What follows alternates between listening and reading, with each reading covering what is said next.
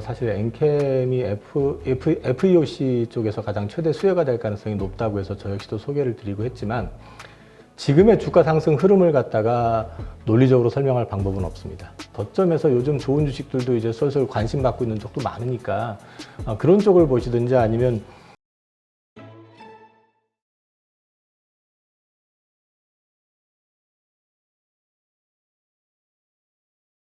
26일 날 밸류업 프로그램이 일단은 기본적인 가이드가 발표가 됐을 때 세론 가능성 분명히 있습니다. 하지만 그걸 지켜보셔야 되는 거는 이 세론이 나온다 하더라도 이게 그냥 단순히 일회성의 어떤 정책이 아니라고 한다면은 그 지속적으로 그 밸류업과 관련돼 가지고 주주 환원책을 좀 강화하고 있는 그 회사라든지 정부의 영향력이 있는 쪽 금융주주라든지 또는 뭐 이제 그 공기업 성격의 이제 정부의 어떤 영향력을 받고 있는 회사들 같은 경우는 앞으로도 좀 계속해서 지켜보셔야 될 것 같습니다. 제가 지금 최근에 지금 그 밸류업 프로그램 관련해 가지고 주가가 상당히 강세를 보이고 있는 좀 몇 종목들을 제가 그 수급을 좀 체크를 해봤는데요. 삼성물산을 한번 일단 먼저 보시면은 1월 20일 이후로 지금 외국인 매매 동향을 한번 보시면요. 특히 이제 삼성물산 같은 경우는 1월 20일 전후부터는 1월 말일 전후로 보시면은 어제까지 해가지고 매일같이 지금 집중적으로 사고 있습니다.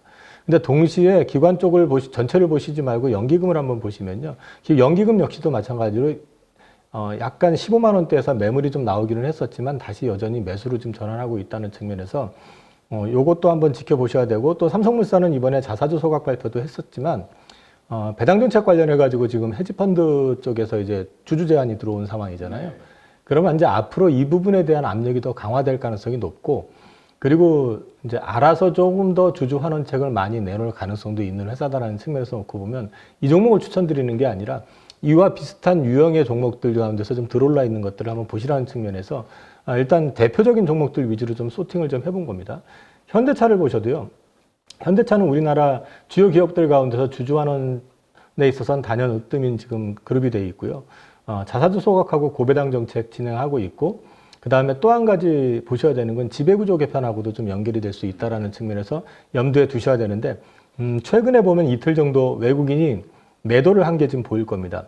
반면에 또 연기금 쪽을 보시면은 그 앞에서 한 3일 매도한 거 말고는 1월 22일 이후로는 지금 계속 순매수를 하고 있습니다. 이렇게 매수세가 좀 연기금하고 외국인 쪽으로 해가지고 집중되어 있는 종목들은 지속적으로 모니터링을 해보실 필요가 있다. 또 금융지주 쪽에서 하나진 금융지주가 가장 강하기 때문에 추세가 강하기 때문에 뽑아봤는데요.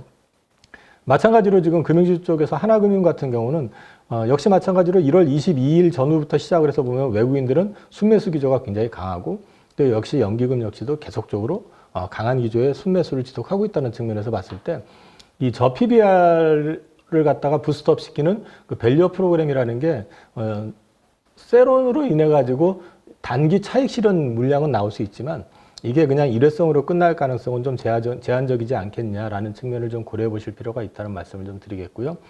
관련해서 지난주에 제가 종목들을 좀 리스팅을 해가지고 소팅을 해서 드렸는데 오늘은 뭐 그걸 일일이 다시 언급하는 것보다는 일단은 지금 주요 지주회사들 가운데서 그 정부의 어떤 영향을 받거나 의식을 해야 되는 회사들도 있을 것이고 그 다음에 그 환원 능력하고 이력이 있는 회사들 그리고 이번에 만약에 강제적으로 어떤 그 규제안이 부과가 된다고 하면 그 주주 환원에 좀 옹색했던 그 미운 오리 새끼 같은 느낌의 그 회사들이 있습니다.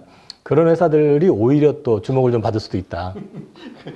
갑자기 오리자를 빼버리고 싶네. 미운 새끼들. 저 말 되게 순한 겁니다. 저도 아니 진짜 그 주주환원 정책 맞아요. 확실하게 좀 페널티가 좀 강력하게 나와야 이게 좀 정책 효과가 있지 않을까. 근데 과연 일본처럼 상장 폐지 시키겠다 할 정도의 이런 강한 게 나올 수 있을까 싶기도 해요. 이게 좀 딜레마가 이제 우리나라 기업들이 지금 현재 현금 흐름이 그 일본 기업들하고는 좀 많이 다르거든요. 지난번에도 잠깐 말씀을 드렸었지만 일본 기업들 같은 경우는 현금이 많은 반면에 우리는 지금 현금보다는 엉뚱한 자산 내지는 이제 다른 쪽으로 묶여 있는 것들이 많거든요. 그리고 또 시클리컬이고 또 최근에 우리나라 그 산업계 전반이 그 어떤 성장의 어떤 그림을 그려가면서 현금을 굉장히 크게 창출하는 기업들이 별로는 없어요. 근데 이제 문제는 여력이 됨에도 불구하고 그런 거에 되게 옹색한 기업들이 좀 있습니다. 그래서 그걸 어떻게 소팅을 하고 어떤 기준을 잡아야 될지 모르겠지만 개인적으로는 어쨌든 그 부분에 대해서 일정 부분의 규제안은 좀 들어갔으면 하는 게 생각입니다. 하여튼 좀 기대를 좀 합니다. 아니 뭐 선거 때문이 됐든 뭐가 됐든 뭐 결론 그 저 뭐죠? 뭐죠? 꽁 잡는 게 매라고 일단 그냥 우리 일반 소액주주들 개인 투자자들에게 좋은 어떤 환경이 뭐 이러저런 이유가 됐든 그냥 확 만들어졌으면 좋겠다는 생각이 자꾸 들어요. 이거는 사실 어떤 의도에서 시작을 했든 간에 제가 지금 이 업계에 있었던 것 가운데서 이런 어떤 밸류업 프로그램이라는 걸 갖다 도입을 했다는 것도 의미가 있고 그다음에 그걸로 인해 가지고 외국인들의 엄청난 자금이 지금 유입되고 있다는 것 자체가 어떻게 보면 이건 나중에 이제 시간이 지나고 난 다음에 평가를 받을 수 있을 만한 내용이거든요. 근데 이제 문제는 이게 진짜 말 그대로 선거용이었었다, 총선용이었었다 이렇게 돼버리게 될 경우에는 그 후유증도 분명히 나올 수밖에 없고 그 후유증이라고 하면 외국인들도 바보는 아니잖아요. 그렇죠. 그러니까 이제 그런 어떤 리스크도 감안을 해서 본다 그러면은 그걸 일회성으로 그칠 가능성은 전 제한적이라고 보는 이유 중에 하나가 그거고요. 그리고 이제 고르는 방법에 대해서, 가리는 방법에 대해서 좀 말씀을 드리면 PBR주라는 게 사실 계속 얘기하는데 사실 PBR로 이거를 뭐 저평가되어 있다, 고평가되어 있다 말하는 거는 조금 한계는 분명히 있습니다만 어쨌든 지금 PBR이 가진 함정에 대해서도 좀 인지를 하고 계셔야 된다는 거.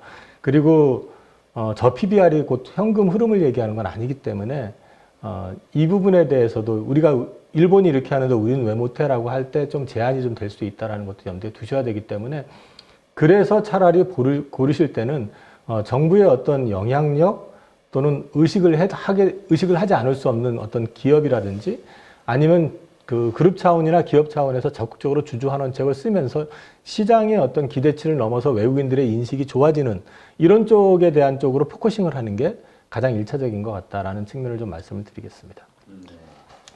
앞서 대표님께서 말씀을 하셨지만 조 바이든 행정부 관련해서 기후변화 얘기 나오면서 2차 전기차와 관련돼 가지고 전환 계획을 좀 늦추기로 했다라는 기사가 나와서 지난주 후반에 좀 올랐었던 게 이번 주 들어와서 다시 흔들렸는데 다시 기사 나온 거 보니까 말씀하신 것처럼 62%를 60%로 조정한다. 뭐 이런 얘기들이 나오는데 이거는 사실 이제 계속적으로 그 바이든 행정부가 안고 갈 수밖에 없는 노이즈인 것 같습니다. 적어도 올해 선거가 있기 때문에 이제 트럼프 상대방을 의식하지 않을 수 없고 또 상대방에 대한 부분들 때문에 또 표를 가져와야 되는 입장이라고 한다 그러면 노동자를 의식하지 않을 수 없기 때문에 계속해서 그런 얘기들은 나올 것 같은데 궁극적으로 이건 속도 조절은 있을지언정 계속 말씀드리지만 방향 자체는 바뀌지 않을 것 같다라는 측면으로 이해하시면 될 것 같고요. 그러니까 지금 그 전환 이제 아직 발표가 나온 건 아니죠. 네네. 근데 지금 나오는 그 이야기들이 크게 막 그냥 뭐지 그 조삼모사 같은 그런 정도의 수준이다. 이게 평가인 것 같아요. 근데 이제 사실 어디나 다 그렇지만 나 때만 괜찮으면 되라는 심리가 거기도 있는 것 같아요. 그러니까 지금 현재 노동자들 입장에서 봤을 때 어떤 큰 그림을 갖다 뒤집지는 못할 거라고 자기들도 인식한다면 적어도 우리들이 있는 환경 내에서만 크게 영향받지 않고 이제 그걸 좀 뒤로 미뤄서 그렇게 이제 지금 방향을 잡고 있는 것 같고요. 그리고 또 지금 이미 UAW하고는 어느 정도 합의가 된 상태이기 때문에 지지 선언이 나왔을 거라고 본다고 하면 나오는 얘기들에서 크게 벗어날 것 같지는 않습니다. 네. 그리고 이제 1월 달 전기차 판매량이 글로벌로 해서 69% 증가했다고 나왔는데, 물론 이제 월로 보면, MOM으로 보면 26% 감소했지만, 그건 1월 이제 효과라는 거, 1월에 이제 전통적으로 좀 매출이 좀 작았다라는 걸 이제 다시 반증하는 측면도 있고요. 그 다음에 이제,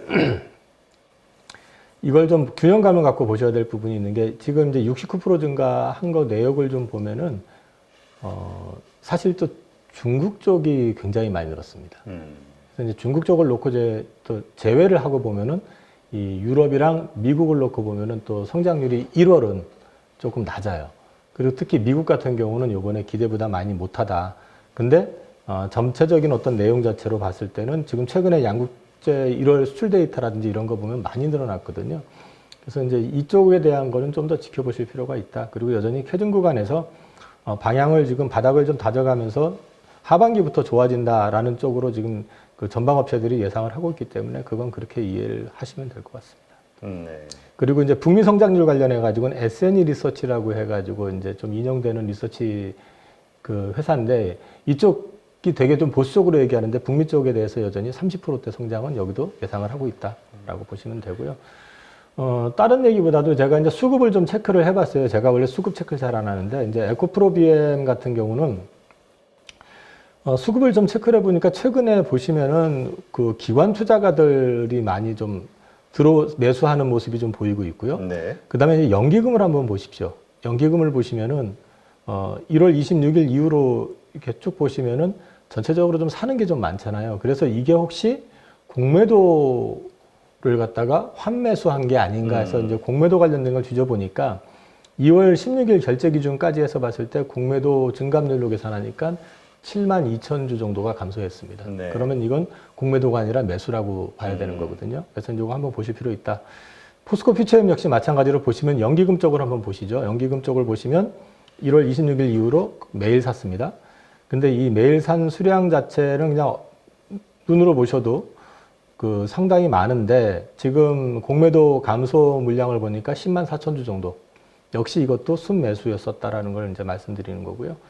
포스코홀딩스 같은 경우도 보시면 연기금 쪽을 한번 보시면 연기금 쪽 수량은 이제 매수한 게 좀 꾸준히 있는데 반해서 그 기관 쪽에서 공매도 쪽 환매수 물량은 10만 주기 때문에 꽤 많이 이제 환매수가 됐는데 이거는 연기금 쪽보다는 오히려 다른 것들이 다 믹싱이 돼가지고 좀 기관 쪽이랑 외국인들을 보시면은 전체적으로 보시면 한 2월 1일 이후로 놓고 보시면은 매수가 좀 많거든요. 매수가 많은데 10만 2천 주 공매도 환매수였었다라는 측면에서 놓고 보면 이 매수세들의 상당수는 역시 매수에 가까운 실제 매수에 가까운 것이었다라는 걸 보실 수 있기 때문에 기관 쪽에서도 또는 외국인들 쪽에서도 바닥에 대한 기대감은 어느 정도 갖고 있는 거 아닌가 싶은 생각이 있고요. 어저께 좀 올랐던 특징 섹터들 뭐 초전도체가 많이 오르긴 했는데 그건 노코멘트 하겠습니다. 그거는 제가 할 수 있는 영역이 아니라 진짜 신의 영역이죠. 네, 어디로 튈지 모르니까. 예, 그거는 뭐 사실 결과가 잘 됐으면 좋겠어요. 차라리 결과가 잘못돼 버리면 진짜로 그쵸, 또 진짜 피해자가 그 많을 수 피해자가 있으니까 너무 많이 나와서. 결과가 잘 됐으면 좋겠다는 생각 정도 하고 있고 웹툰 관련해서 네이버 웹툰 효과로 인해 가지고 웹툰 관련된 주들은 오르는데 네이버는 거꾸로 빠지고 있고요. 그다음에 교육 관련된 주가 이제 의대정원 이슈만 있는 줄 알았더니 이게 이제 맞춤형 교육이라고 해서 AI로 해서 개인 교육, 뭐 학습 이런 쪽으로 얘기가 좀 있는 것 같고, 그다음에 모바일 솔루션 쪽은 이제 소라라고 해서 텍스트를 동영상으로 만들어주는 이제 AI, 요게 이제 런칭이 되면서 여기에 관련돼 가지고 이제 시장에서 관련주라고 해서 엮이는 좀 테마성으로 좀 움직이는 느낌이 있습니다. 그리고 밑에 이제 제가 붙여놨던 거는 연초부터 제가 계속 말씀드렸지만 코스닥 제약 관련된 쪽이 항상 1월, 2월은 약했다. 그러니까 1월, 2월 약할 때 주식을 한번 관심 갖고 보시라는 말씀을 계속 드렸던 게 보시면 3월, 4월은 또 제약바이오 쪽이 상당히 강했고요. 지금 미국 시장을 보면은 조정을 받는데도 불구하고 미국 제약 관련된 쪽은 굉장히 강합니다. ETF는 여전히 강세를 보이고 있습니다. 그리고 요거는 제가 왜 갖다 붙였냐면은 밑에 한번 보시죠. 17부터 시작해서 20번까지 한국수출입은행법 일부 개정 법률안 의원들 그 발의한 것들이 지금 오늘이죠. 21일이니까 경제재정소위원회에서 심의가 들어갑니다. 그러니까 이제 요거 관련된 부분이 재정소위에서 통과가 되면 본회의로 넘어가게 되기 때문에 만약에 여기서 이제 어떤 이 네 개 중에서 하나라도 합의가 돼가지고 넘어가게 된다 그러면 그 수출입은행법 개정을 통해서 수출입은행 증자가 확정이 될 거고 자본이 확충이 되면 이건 방산시장 쪽, 방산업 쪽으로 해서 연결이 될 수 있다는 측면에서 한번 관심 갖고 보셔야 될 것 같습니다. 오늘 시간이 오후 2시부터 재정소위에서 이런 것들을 다룬다고 합니다.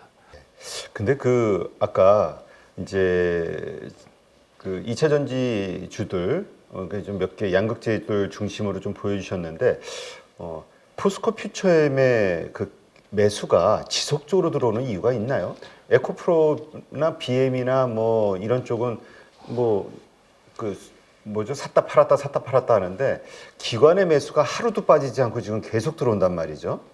이 포스코 퓨처엠 같은 경우가 이제 이게 단결적 양극재 이제 개발을 해서 그 이제 매출로 지금 이제 인식이 되기 시작하기 때문에 그게 아마 이제 그 발화율도 좀 떨어뜨리는 효과도 있지만 그 마진에도 좀 플러스 효과가 있고요. 그 다음에 올해 같은 경우는 지금 현재 그 자동차 업체를 기준으로 봤을 때 가장 적극적이고 그 다음에 가장 활성화될 가능성이 있는 쪽이 GM 쪽입니다. 그래서 GM 관련해 가지고 이제 그 매출이 좀 발생이 되는 기업들을 중심으로 봐야 되는데 그 양극재 쪽에서는 포스코 퓨처엠이 그 안에 해당이 되거든요. 그리고 또 이제 해당이 될 수 있는 게 이제 코스모 신소재라는 회사가 또 해당이 될 수 있고 그렇기 때문에 GM양 매출이 좀 많다. 그리고 이제 이 포스코 퓨처엠이 지금 현재 나와 있는 가이던스를 놓고 보면 1분기 실적이 상대적으로 다른 업체들 대비해서는 양호할 가능성이 높다고 보는 것 같습니다. 근데 그 2차 전지 지금 나오는 여러 가지 뉴스들을 보면은 1분기가 사실 다 바닥일 거라는 얘기는 이미 다 알고 있잖아요. 그게 이제 주가를 끌어내렸던 네네네. 4분기에 4분기도 안 좋지만은 1분기는 더 안 좋을 거야. 이게 이제 주가를 계속 끌어내린 하나의 이유라고 봐야 되는데 그런 차원에서 이제 2분기서부터는 조금씩 나아진다라는 기대감으로 지금 뭐 저가 매수하는 게 아니냐 네. 이런 생각들. 근데 그래서 다시 2차 전지주의 어떤 그 뭐라 그럴까요? 호황이라기보다 그 관심, 수급이 쏠린다 하더라도 이제 작년에는 우리가 양극재였다면 올해는 좀 다른 쪽에서 나오지 않겠냐. 그게 이제 지금 엔캠이라든가 솔리드 홀딩스라든가 뭐 이런 네네. 쪽 솔브레인 홀딩스라든가 이런 쪽으로 막 급등이 300%씩 나오는 거 아니냐. 올해만 들어서도 네네네. 그렇게 올랐다는데 이런 그 시각들이 있거든요. 저기 엔캠 같은 경우 이제 작년 하반기부터 사실 엔캠이 FEOC 쪽에서 가장 최대 수혜가 될 가능성이 높다고 해서 저 역시도 소개를 드리고 했지만 지금의 주가 상승 흐름을 갖다가 논리적으로 설명할 방법은 없습니다. 그냥 저는 그걸 쳐다보고 있으면서 느끼는 거는 그냥 패시브가 나온 괴물이 또 하나 출현하는가 보다라는 정도로 생각을 하고 있고요. 그 주가가 올라가는 논리는 단순합니다. 지금 사실은 이제 미국 시장에 있어가지고 전에 액 분야에 있어서만큼은 우리나라 기업들이 독점성을 갖고 있는 거 아니냐. 그렇기 때문에 이쪽에 대해서 기대감이 굉장히 많지만은 지금 현재 시가총액이 아마 잠재 물량까지 감안하면, 그러니까 뭐 10이라든지 우선주 전환이라든지 이런 거 감안하면은 지금 이미 7조 5천억이 넘어갈 거예요. 거의 8조 돈 넘어갈 건데, 그거는 사실 논리적으로 설명할 방법이 없습니다. 그래서 이제 이거는 뭐 하나의 트렌드라고만 할 말이 없지만은 이건 좀 수급적인 측면으로 좀 이해를 하셔야 될 것 같고요. 이제 최근에 그 주식이 워낙에 강하다 보니까 상대적으로 못 올랐었던 솔브레인 홀딩스라든지 동화기업이라든지 그다음에 덕산테크피아까지 이제 좀 관심을 받는 데다가 또 전전날 그 솔브레인 홀딩스가 어닝 서프라이즈가 나왔어요. 시장 가이던스보다 높게 나왔기 때문에 그게 또 한번 시장을 끌어들이는 측면은 있는데 지금 시점에서 이 수급으로 이해하고 있는 상황에서 이거를 그 논리적으로 접근을 하기는 좀 쉽지는 않을 것 같습니다. 작년 기준으로 보면은 PER이 267배네요. 그러니까 사실 지금 전액 쪽은 그 양극재보다 조금 더 할 수도 있는 게 기대감으로 지금 다 오르는 거거든요. 네. 지금 국내에서 생산해 가지고 나오는 그 마진 가지고는 답이 안 나와요. 그 특히 이제 엔캠 같은 경우는 이제 북미 쪽으로 한 26년까지 43만 톤 그 정도 이제 캐파를 증설을 해 가지고 하게 될 거다라고 기대를 하는데 한 가지 유념하셔야 될 거는 양극재가 어려우면 전액은 더 어려울 수밖에 없어요. 그렇죠. 다 하나로 다 같이 네. 팔리는 거니까. 그러니까 말 그대로 기대감 때문에 올라가고 있고 그래서 아마 지금 증권사에서도 그걸 커버하고 있는 리포트가 하나도 없을 겁니다. 설명이 안 되거든요. 그렇죠. 그러니까 이제 이런 부분들을 참고는 하셔야 될 것 같아요. 그러니까 저는 쫄보래 가지고 뭐 올라가는 것도 좋지만 제가 논리적으로 이해가 되지 않으면 어느 시점부터는 그쪽을 안 봅니다. 하여튼 이게 또 제2의 그 뭐라 그럴까요? 그 뭐라 그래요? 내가 갑자기 단어가 생각이 안 나. 하여튼 막 초조함에 지친 그 개미들이 포모 또 현상. 포모 현상으로 고점에서 자꾸 또 매수할까봐 또 걱정이 돼요. 이게 어디까지 갈지는 몰라도 그냥 이거는 그냥 구경하는 정도로 끝나야지. 이거 올라가는 거 조금이라도 먹겠다고 경험이 적은 분들 이런 분들이 들어갔다가는 고생할 수도 있을 것 같다는 생각이 들어요.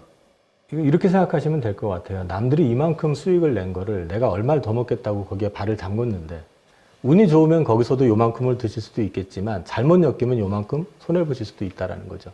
그래서 이제 저는 저도 포모 현상을 느낄 때가 있거든요. 요즘 같은 장 쓰다 보면 특히 작년부터 시작해가지고 뭐 종목들 많았었잖아요. 그 에코프로 머티리얼즈라든지 두산 로보틱스 뭐 이런 주식들 매출 250억짜리가 시가총액이 11조까지 갔었으니까.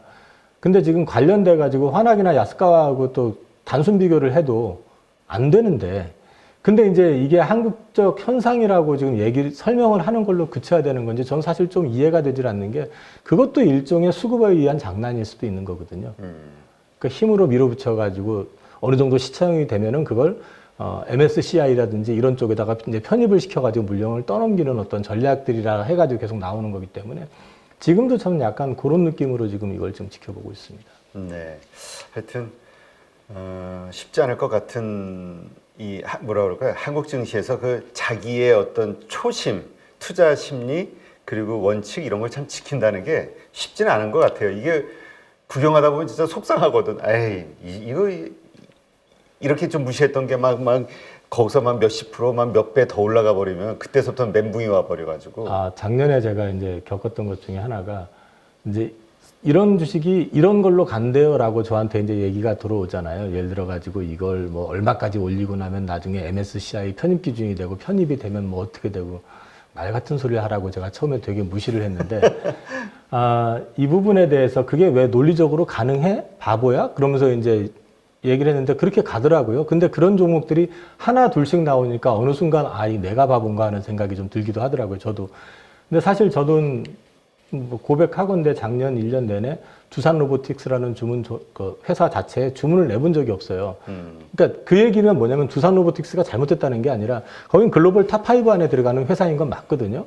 근데 논리적으로 밸류에이션이 설명이 되지 않는 어떤 수급에 의한 흐름을 갖다 쫓아가게 되면, 제가 그래서 10조 넘어갔을 때부터 약간 경계의 소리를 방송을 통해서 했었는데 그게 아마 지금 10 몇만 원 갔다가 지금 8만 원대, 7만 원대까지 떨어져가지고, 차라리 그렇게 보시는 것보다는 저점에서 요즘 좋은 주식들도 이제 슬슬 관심 받고 있는 쪽도 많으니까 그런 쪽을 보시든지, 아니면 2차 전지 관심이 있으신 분들이라고 그러면 오히려 지금 기관이나 외국인들이 서서히 관심을 갖고 있는 시점에서 담아놓으셨다가 거기서 안전하게 차익을 실현하시는 게 더 편하실 수도 있다. 그러니까 남들이 10배 냈다고 해서 나도 10배 내야지 하는 고집보다는 꾸준히 가시는 게 사실은 시장에서 수익을 내는 거, 그 다음에 궁극적으로 시장에서 이길 수 있는 방법일 수 있습니다. 그러니까 항상 급등주 좋아하시는 분들은 저도 옛날에 이제 지금보다 한 10몇 년 전에 그럴 때 그런 종목 좋아했었거든요. 근데 이제 그때 제가 패턴을 바꿨던 게 고객들한테 제가 희망 고문을 하게 되더라고요. 그러니까 네. 제 주식 잘해. 왜? 제가 사면은 어느 시점에서 보면은 막 100%, 200%짜리 낼 수 있어. 그런데 그 200%를 낸 걸 지키고 더 내줘야 되는데 일정 시점 지나면 꼭 손실이 나가지고 거의 다 까먹고 계속 제자리 뛰기를 계속 하고 있더라고요. 그러니까 나중에 제가 멘붕이 와가지고 매매 패턴을 바꿨었는데 몇 년 지나고 나서 고객들 잔고 수익률을 계산해 보니까 은행에 넣어놓은 거 대비해 가지고 내가 뭐 월등하게 한 게 없더라고요. 그러면 그분들 입장에서는 그냥 은행에다 넣어놓은 게 편하지 주식해 가지고 맘 졸여가면서 그걸 왜 그랬냐는 거죠. 그래서 그렇죠.